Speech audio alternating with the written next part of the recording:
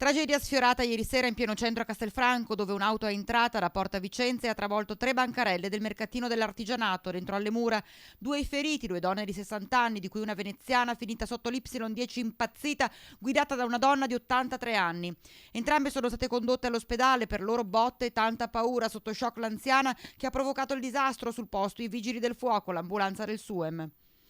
Fare tiene contro le stragi del sabato sera, partiti controlli intensificati da parte della Polizia Locale Nord-Est Vicentino, che ha eseguito accertamenti per il contrasto alla velocità e alla guida in stato di ebbrezza, cominciando da Via Astico a Fara Vicentino.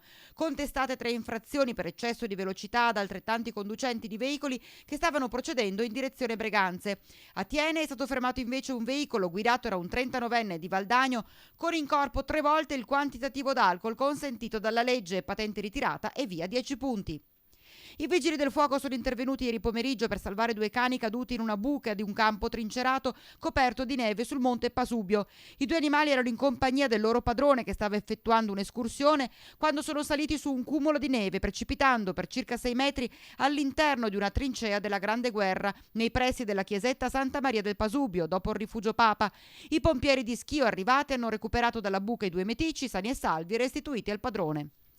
Marmo e legno in edilizia per far rinascere dalla crisi uno dei comparti maggiormente colpiti. Se ne parlerà al convegno organizzato in Unione Montana da Confartigianato Vicenza domani, dove esperti presenteranno studi sull'impiego di marmo e legno dal punto di vista tecnico, storico, architettonico a confronto con altri materiali.